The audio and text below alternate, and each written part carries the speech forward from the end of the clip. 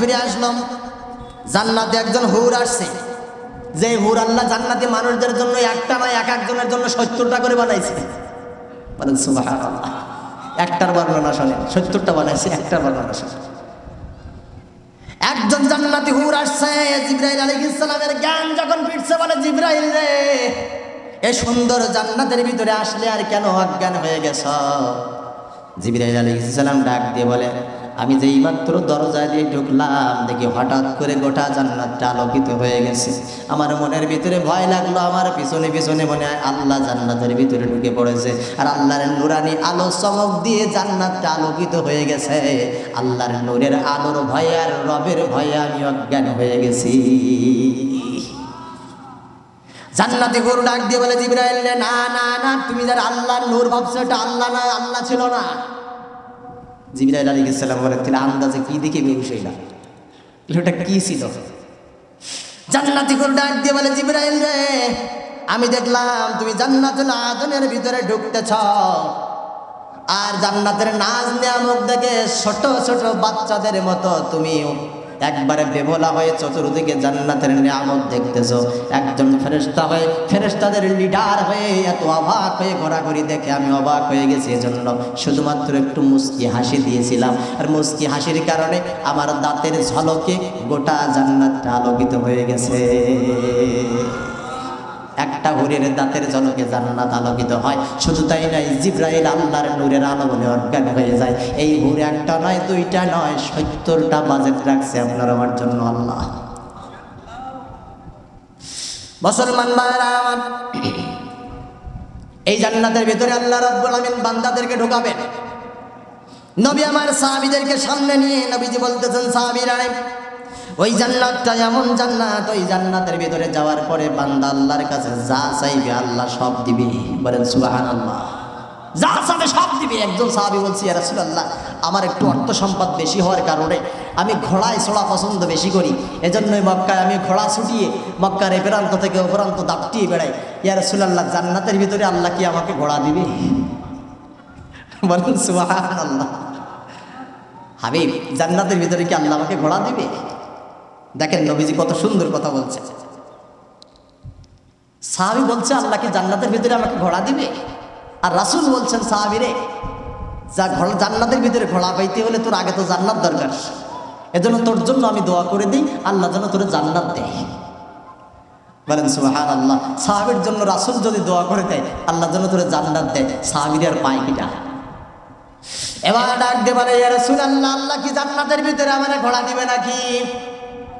আল্লাহর নবী ডাক দিয়ে বলেন, সাহাবীরে, শুধু ঘোড়া দিবে নাকি এমন নয়, জান্নাতের ভিতরে তুমি যখন ঢুকবা, রবের কাছে তুমি আবদার করবা, রব্বুল আলামিন, এই জান্নাতের ভিতরে তো তুমি আমাকে ঢুকাইছো, জান্নাতের ভিতরে আমি একটা ঘোড়া চাই, এমন ঘোড়া, দুনিয়ার ঘোড়ার মতো ঘোড়া না, ওই ঘোড়াটা হবে লাল ইয়াকুত পাথর দিয়ে বানানো।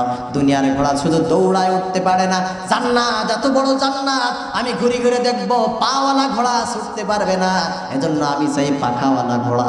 বলেন সুবহানাল্লাহ। নবীজি শিখাই দিচ্ছেন, সাহাবী তুমি এইভাবে চাইবা। আল্লাহ নবী সাহাবী ডাক দিয়ে বলেন, ইয়া রাসূলুল্লাহ, আল্লাহ কি পাখাওয়ালা ঘোড়া আমারে দিবে? নবীজি বলে, দিব না তো কি? দিবে তো দিবে, শুধু দেওয়া আল্লাহর কাছে আরজি করা লাগবে না। ঘোড়ার জন্য মনে মনে তুমি আবদার করেছো, আল্লাহর কাছে তুমি বলো নাই, শুধু মনে পরিকল্পনা করেছো, হঠাৎ করে দেখবা তোমার পাশে পাখাওয়ালা ঘোড়া দাঁড়িয়ে গেছে। বলেন সুবহানাল্লাহ। তুমি ঘোড়ার পিঠে উঠবা আর আরাম করে তুমি ঘোড়ার পিঠে চড়ে গোটা জান্নাত ঘুরে ঘুরে দেখবা। বলেন সুবহানাল্লাহ। নবী আমার ডাক দিয়ে বলেন, ও সাহাবী, তুমি আরো শোনো, জান্নাতে যখন আল্লাহ রাব্বুল আলামিন মানুষকে দিবেন, একদিন একজন মানুষ জান্নাতের ভিতরে হাওয়া খাইতে বাহির হবে, একটু ঘুরতে বাহির হবে, নিজের ভবন থেকে, বিল্ডিং থেকে একটু ঘুরতে বাহির হবে। অবাক হবেন, জান্নাতের ভিতরে আবু হুরায়রা রাদিয়াল্লাহু তাআলা আনহু প্রশ্ন করছেন, ইয়া রাসূলুল্লাহ, এই জান্নাতের যে বিশাল বড় বড় ভবন দিবেন, একটা হাদিসে নবীজি বলছেন, জান্নাতের ভিতরে সবচেয়ে ছোট বাড়ি যাকে দেওয়া হবে, ওই বাড়িটা হবে দুনিয়ার 100 তলা বাড়ির মতো। বলেন সুবহানাল্লাহ। আবু হুরায়রা রাদিয়াল্লাহু তাআলা আনহু বলছেন, ইয়া রাসূলুল্লাহ, এত সুন্দর জান্নাত, এত বিশাল জান্নাত, এই জান্নাত আল্লাহ বানাবেন কি দিয়ে? নবীজি বলছেন এই জান্নাতে বানাতে যেয়ে আল্লাহ রাব্বুল আলামিন একটা ইট রাখবেন স্বর্ণের, অপরটা দিবেন রৌপ্যের, আরেকটা দিবেন স্বর্ণের, আরেকটা দিবেন রৌপ্যের, এইভাবে 100 তলা বানানো হবে। বলেন সুবহানাল্লাহ। যে শোনার জন্য দুনিয়ার মানুষ পাগল। আল্লাহু আকবার। একজন মানুষ নবীজি বলছেন জান্নাতের ভিতরে একটু হাওয়া খাইতে পারবে না, জান্নাতের ভিতরে যে সোফা বানিয়ে রাখবেন মানুষকে বসার জন্য, আল্লাহ নবীজি বলছেন জান্নাতে বসার জায়গায় মানুষটা আরাম করে বসে যাবে। ওই বসার জায়গায় এত আনন্দ পাবে, উঠতে আর মনে চাইবে না, শুধু বসেই থাকবে। নবীজি বলেন পিছন দিক থেকে কে যেন এসে ওই মানুষটার ঘাড়ের উপরে একটু আঘাত করবে। আমরা যেমন আরেক দিক ফেলে বসে থাকলে পিছনে এসে ডাকে আমার, এই শোনো, হয় না? একজন জান্নাতি হুর এসে তার ঘাড়ের ভিতরে গর্দানে আঘাত করবেন। ওই বান্দা যখন পিছন দিকে ফিরবে জান্নাতি হুরের দিকে ডাক দিয়ে বলবেন কে তুমি? বলে তোমাকে আর আরাম দেওয়ার জন্য, তোমার খেদমত করার জন্য আল্লাহ আমাকে পাঠাইছে। বলেন সুবহানাল্লাহ। নবীজি বলছেন এই হুরের সৌন্দর্য কি তোমরা জানো? ওই হুরের সৌন্দর্য তো এত সুন্দর হবে, ওই বান্দা যখন জান্নাতি হুরের গালের দিকে তাকাবে, নবীজি বলছে দুনিয়ার আয়নার ভিতরে মানুষ যেমন সুন্দর ছবি দেখতে পায়, জান্নাতি হুরের গালের ভিতরে নিজের ছবিটা আরো সুন্দর দেখতে পাবে, এত সুন্দর। নবীজি বলছেন জান্নাতের ভিতরে যাওয়ার পরে যা চাইবে তাই পাবে। সাহাবীরা তোমরা শোনো, একজন মানুষ জান্নাতের ভিতরে ঘুরবে, মাথার উপর দিয়ে বিশাল বড় উট পাখি উড়ে যাবে। উট পাখি দেখেছেন না? উট পাখি কি উঠতে পারে? উঠতে পারে না, কারণ হলো একটা দেহ বড়, পাখা ছোট, ওড়ার শক্তি নেই। কিন্তু নবীজি বলছেন জান্নাতে যে উট পাখি আল্লাহ বানাবেন, ওই উট পাখি উড়বে, এক প্রান্ত থেকে আরেক প্রান্তে উড়ে যাবে। বলেন সুবহানাল্লাহ। নবীজি বলছেন ওই মানুষটা উট পাখি মাথার উপর দিয়ে চলে যাবে আর মনে মনে একটু সংকল্প করবে, আল্লাহ এই সুন্দর উট পাখিটার যদি একটু ভোনা করে খাইতে পারতাম। সুবহানাল্লাহ। নবীজি বলছেন মনে মনে সংকল্প করেছে জান্নাতে উট পাখিটা যদি ভোনা করে খাইতে পারতাম। এই সংকল্প করার কারণে হঠাৎ করে দেখবে বিশাল বড় প্লেটে 70 কেজি 80 ফিহা লা ইয়াবগুনা আনহা হিওয়ালা। ওই যে কানাত লাহুম জান্নাতুল ফিরদাউস নুজুলা, জান্নাতুল ফিরদাউসের ভিতরে আমি আল্লাহ যাদেরকে একবার জায়গা করে দেব, খালিদিনা ফিহা, ওই জান্নাতের ভিতরে যারা একবার ঢুকে পড়বে, লা ইয়াবগুনা আনহা হিওয়ালা, জীবনে কোনোদিন তাদেরকে সেখান থেকে বাগির করে দেওয়া হবে না। বলেন সুবহানাল্লাহ। অর্থাৎ ওটা একবারে আল্লাহ লিখে পড়ে দলিল করে আপনার নামে দিয়ে দিবেন। বলেন সুবহানাল্লাহ। এবং আপনার জান্নাত, আপনি ঢুকবেন জান্নাতে, ইনট্যাক্ট থাকবে আপনার জান্নাতে, আপনার আগে কেউ ঢুকতে পারবে না। আপনি যে জান্নাতের গেটের দরজার তালা খুলবেন, তারপরে আপনি জান্নাতে ঢুকবেন। সুবহানাল্লাহ। নবী আমার হযরত ওমর রাদিয়াল্লাহু তাআলা আনহুকে ডাকলেন, ওমর এদিকে আসো, শোনো। আল্লাহর নবী সাহাবী সঙ্গে সঙ্গে দৌড়ানো শুরু করে দিয়েছেন। ডাক দিয়ে বলে ইয়া রাসূলুল্লাহ, কি বলতে চান আপনি বলেন। নবীজি ডাক দিয়ে বলছেন ওমর রে, গত রাত্রে আমি স্বপ্ন দেখলাম আমি জান্নাতের কাছাকাছি জায়গা দিয়ে ঘুরে বেড়াচ্ছি। বলেন সুবহানাল্লাহ। হযরত ওমর রাদিয়াল্লাহু তাআলা আনহুকে নবী বলছেন ওমর রে, আমি যখন জান্নাতের ভিতরে হাঁটতেছিলাম হঠাৎ করে দেখি একটা জান্নাতের দরজায় তোমার নাম লেখা আছে, মানে তোমার জন্য আল্লাহ বানাইছে। বলেন সুবহানাল্লাহ। নবীজি স্বপ্ন দেখছেন, কিন্তু নবী যারা রাসূল যারা, এদের জন্য স্বপ্ন যেটা ছিল ওটাও ছিল ওহী, স্বপ্নটা ওহী। নবীদের স্বপ্ন মিথ্যা হয় না, স্বপ্ন দেখলে ওইটাই ওহী। মানে সুবহানাল্লাহ। আমরা যেমন স্বপ্ন দেখি, রাত্রে ঘুমিয়ে আসি, স্বপ্ন দেখতেছি আকাশ দিয়ে বিমানে উড়ে যাচ্ছি, উঠছি তো উঠছি, কোথায় নাকি উড়ে যাচ্ছি, হঠাৎ করে ঘুম ভেঙে গেল, চিত হয়ে শুয়ে দেখি বালিশে শুয়ে আছে।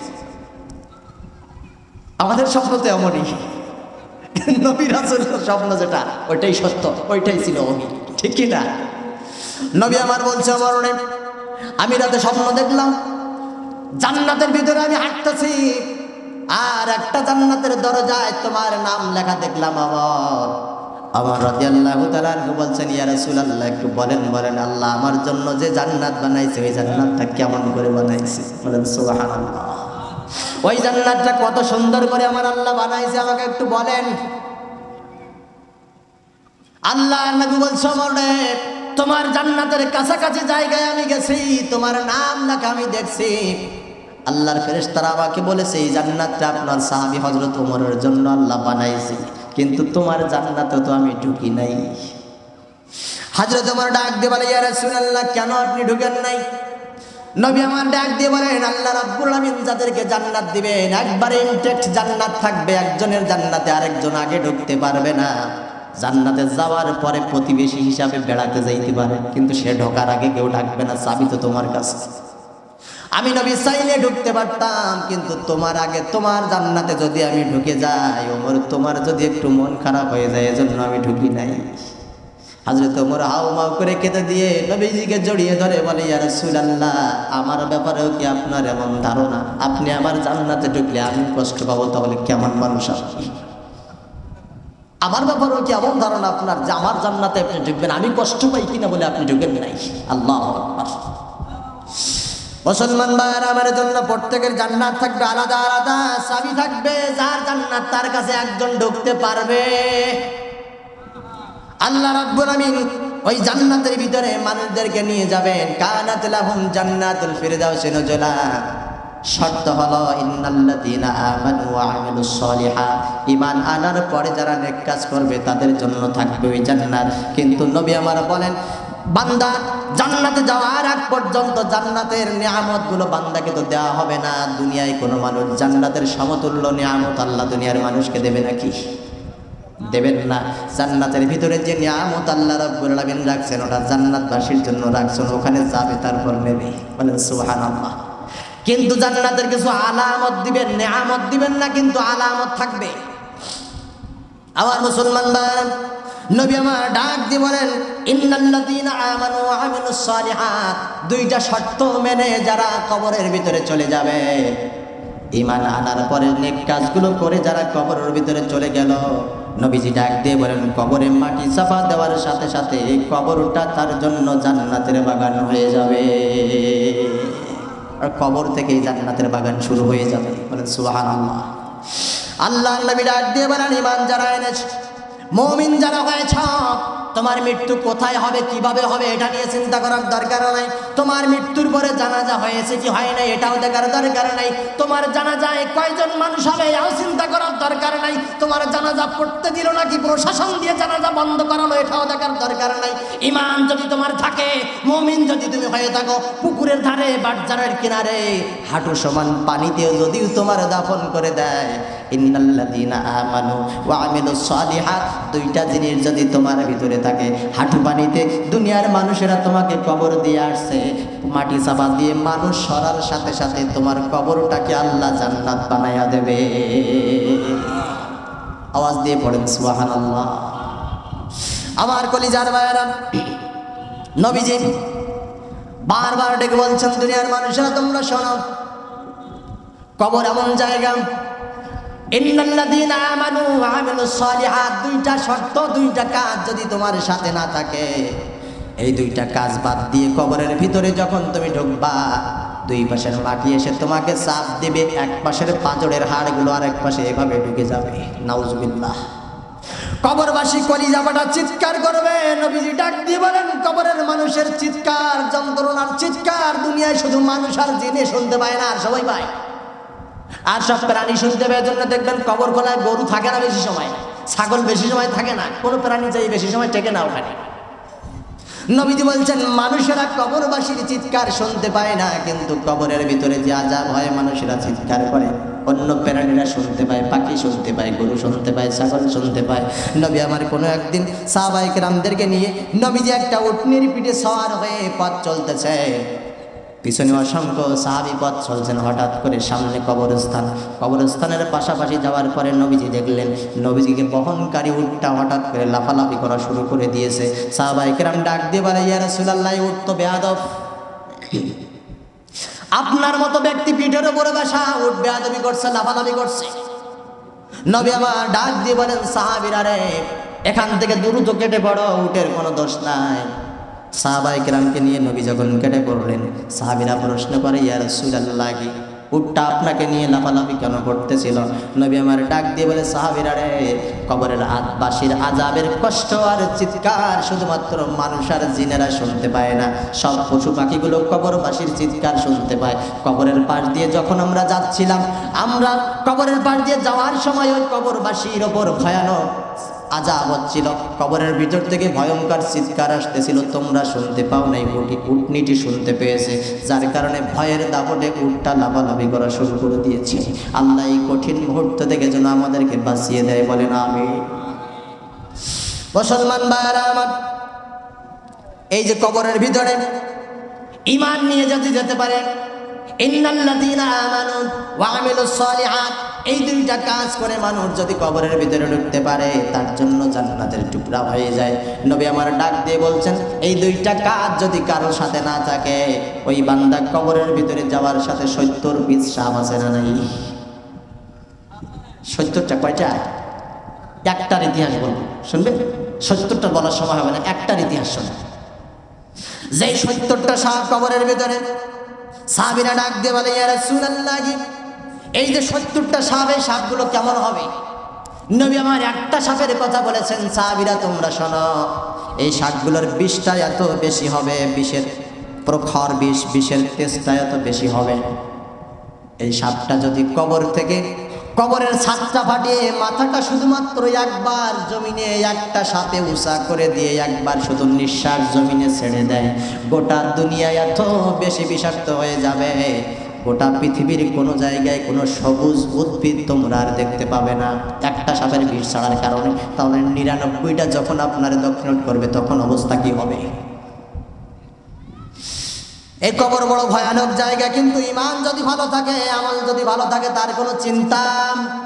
এজন্য আল্লাহ বলছে, ইন্নাল্লাযীনা আমানু, যারা ঈমান এনেছে তাদের লক্ষ্য শুধুমাত্র একটা, টাকা পয়সা, অর্থ সম্পদ, জায়গা জমি, ক্ষমতা, দলীয় পদ, সব কিছু ছাড়তে পারে, কিন্তু জান্নাতের লোভ ছাড়তে পারে না।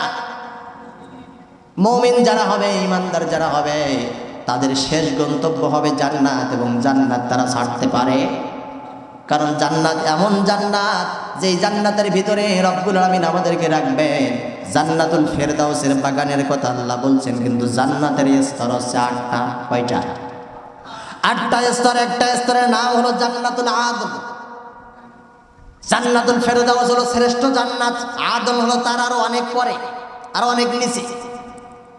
জান্নাতুল আদনের একটা বর্ণনা আপনাদেরকে শোনাই। জান্নাতুল আদন যখন রব্বুল আলামিন সুন্দর করে সাজালেন আর বানালেন, আল্লাহ রব্বুল আলামিন জান্নাতুল আদন সাজানোর পরে জিবরাইলকে ডাকছেন, জিবরাইল রে শোন, এদিকে আয়। জিবরাইল আলাইহিস সালাতু ওয়াস সালাম হাজির হয়ে গেছে। ডাক দিয়ে বলে, জিবরাইল রে, যারা নেক কাজ করবে, ভালো কাজ করবে, তাদের জন্য তো আমি জান্নাত বানালাম, জান্নাতুল আদন। এই জান্নাতুল আদন তো আমার বান্দাদের জন্য সুন্দর করে আমি আল্লাহ সাজিয়েছি, কিন্তু কাউরে না কাউরে যদি একটু দেখতে না দেই, তাহলে কেমন হয়েছে বুঝবো কি করে? বলেন সুবহানাল্লাহ। জিবরাইল আলাইহিস সালাম ডাক দিয়ে বলে, আল্লাহ আমি যাব নাকি? জান্নাতের ভিতরে যাবে। জিবরাইলকে, আল্লাহ আমি যাব নাকি? কারে পাঠাবা? আল্লাহ বলে, জিবরাইল রে, তুই একটু যা, যে জান্নাতের ভিতরে একটু ঘুরে ফিরে দেখে আয়, দেখ জান্নাতটা কেমন হয়েছে, আরো কিছু দরকার আছে কিনা আমার বান্দাদের জন্য। বলেন আল্লাহু আকবার। কারণ এই বান্দাদেরকে আল্লাহ অনেক ভালোবাসে। বলেন সুবহানাল্লাহ। আল্লাহ অনেক ভালোবাসেন বান্দাদেরকে, কিন্তু বান্দা বুঝলো না।